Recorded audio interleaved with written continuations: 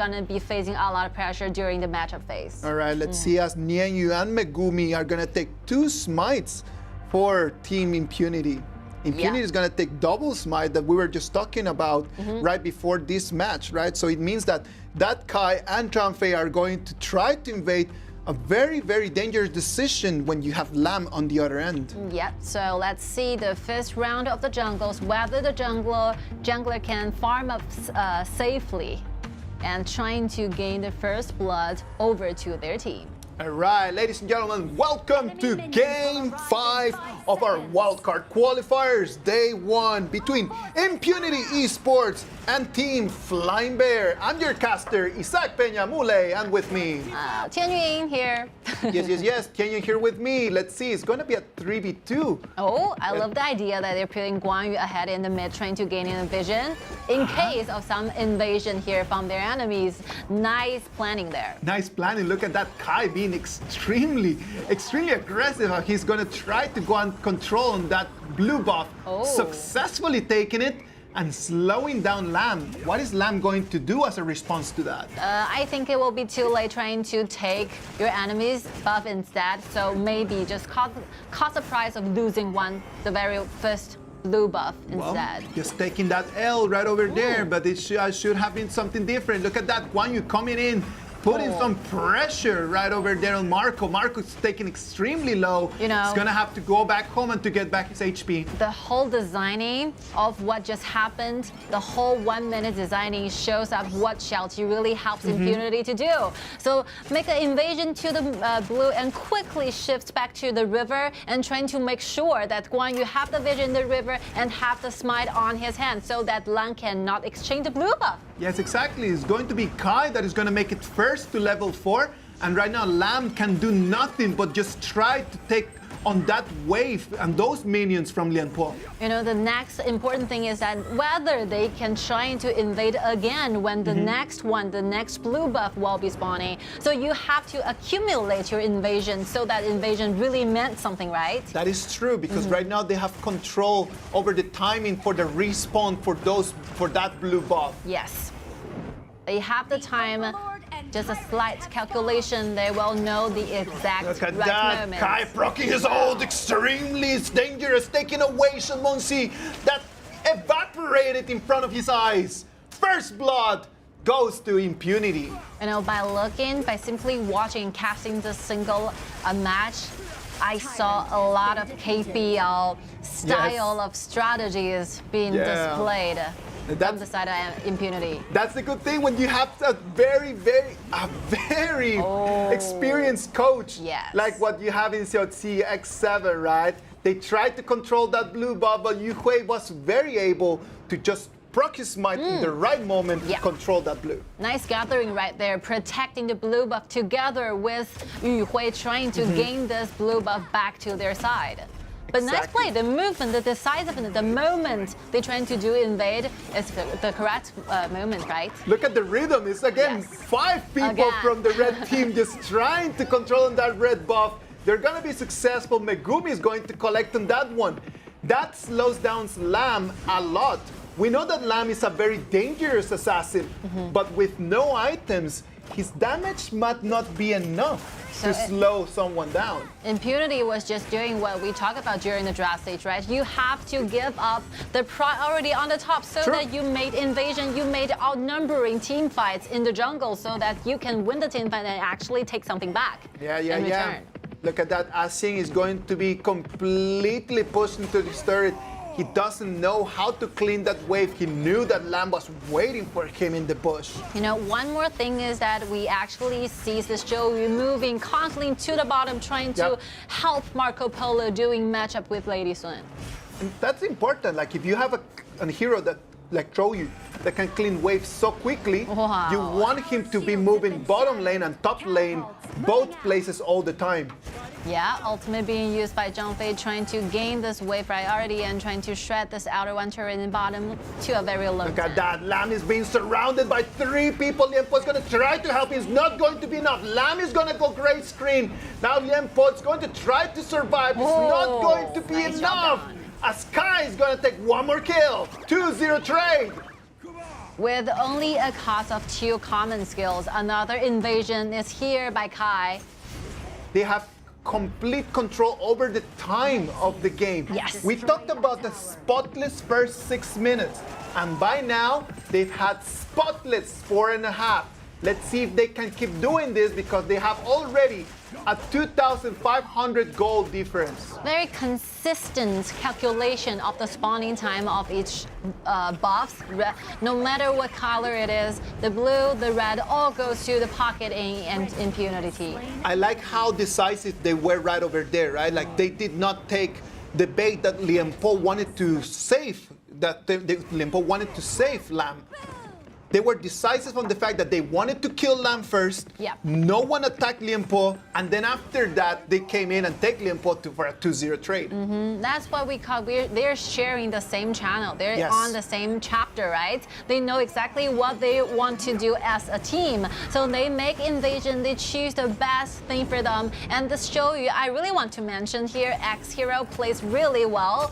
Every single time we can see a flame is out there before the team been fight taken even starts. extremely low. It's Kill going and to be spree. not going to be enough as they took turret damage, but they're not going to fall. Liempo jumps in, uses his flash.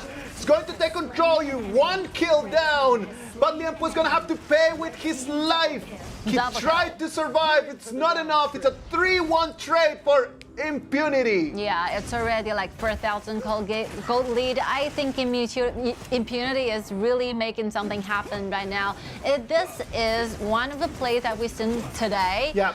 where you can see so clearly what strategy they want to play, which kind of direction they choose to invade. I love the way that X7, CLC, and Impunity are just showing us that it's not about the heroes that you pick, it's about the way that you play them.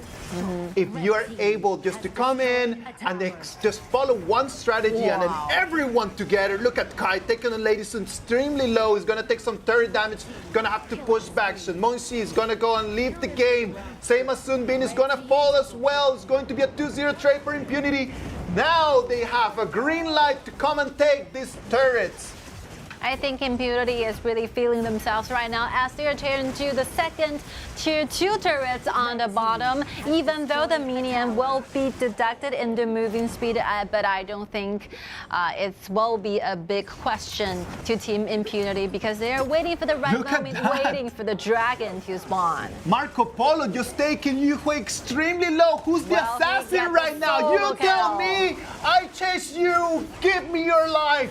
It's gonna be 1 more kill for Impunity. There's nowhere to go for Yuhui, even though this meta pick of Lan, this jungler is being selected, but we all know jungler needs jungle to farm up, but definitely I think their enemies, Impunity team here is leaving him no choices, nothing in the jungle. Nothing they can do. No jungle, no objectives in the river. 5K They took versus the 3K. Tyrant, they took the Overlord. They snowballed into right now an 8,000 gold lead. Lan only gets like over 3,000 gold, and that's not enough to turn this tie around. That's not enough. They're gonna use Disrupt to try to protect this turret, but that turret is gonna go halfway through. The HP bar looking unhealthy. It costs only 8 minutes for Impunity to take down all the outer turrets, right? All the outer turrets are gone. Only Remaining the high three ground is towers. standing in between them and Wow. the crystal. One you going in, it's going to try to survive. It's not going to be enough as he took so much turret damage. They were unable to take on that. Guan Yu's going to have to pay with his life. Marco Polo proxies all tried to run away from Yuhui. Kai pushing everyone behind. Liempo that is going to proc his ult, but his teammates are not going to be able to follow in with the damage. Following up, well, it'd be enough, but unfortunately not enough crowd control abilities to trying to, stay and remain. Try staying battling and remain stage in the game, but look at that. TFB is going to take this red buff that they haven't been able to collect in a while. You know, the team fight what's just happened is that Impunity may be spending a lot of too much time on trying to take down this high ground tower. Yep. Even though they have lost one member before the team fight even began. So it's like 5 versus 4 in favor of TFE. It's going to take them too long time, right? Like right now, what they need to do, there's 27 seconds for the Overlord just to spawn, and it's going to allow them just to have that last push that they might need to start taking those high ground turrets down. As we can see, Zhang Fei is trying to accumulate the anchor, trying to gaining the ultimate, initiating to another team fight. Zhang Fei's ultimate is not ready yet. He's gonna need a couple seconds more before he can pull in one of those crazy wild bloods. Ultimate from Shenmeng, she managed to clean the wave so difficultly. It's just The stress. tough. The It is stress. tough for them, right? Like you're receiving so much damage from everywhere. Like right now, Impunity is just taking control of all the objectives. Look at that. That Shadow Tyrant is gonna go for Kai at the same time that they're taking on the Shadow Overlord. Look at the positioning of Guan Yu, Ashing. Wow. Finds 5 enemies right down in the mid. I know, right? Like that Guan Yu just kind of like making them understand, you know what? Like, you don't push forward. I'm still here. If you push forward, I'm gonna take you. Yes. That's the one thing that we're talking about playing Guan Yu, right? Like the positioning in the map becomes way more important than the mechanics of the hero. Yeah, you have to, you know, insert constant threats Yes. to your enemies without even touching them, without even getting closer to them. Being there will be a threat. Just being there is going to be a threat right now. We know that Zhang Fei's ult is ready to proc, as we see right now the dragon coming in already, taking that turret extremely low. Zhang Fei jumps in, the wild blood is proc. The turret is not gonna be able to be taken down because of the disrupt. The one on top lane is going to fall. Right now we have a dragon just spawned in the mid lane. The mid lane turret is not gonna be able to survive as well. Just see how fast this Marco Polo together with Joey tearing down the high ground tower in the mid, and another Shadow Tyrant. The Vanguard might be spawned in the mid. Well, this be the end of this game. Look at Lamb trying to come in from behind. Is not gonna be enough as they just completely spawn him. Just comment over there. Another The one Razor maybe Cavalry down. comes from behind. Guan Yu pushing in, pushing 2, pushing 3. It's going to be an ace. And Impunity Esports is going to parade, pushing the crystal. Congratulations on their first victory. So from the very last team fight, it will be a 1-4-5 team fight in favor for Impunity. So very good performance, as this will be the very first match of their tournament. I think we can pretty much see everything they want to do, calculating the spawning time of the buffs, invading in every single jungle as they can, even though when doing matchup, the composition might face a little bit difficulties, but they managed to turn this around by changing the complete composition into a fully engaging, committing team fight composition. I love the idea of this. We were understanding a lot the decisions that they were taken by the coaches during the BP. But then after we see the composition and the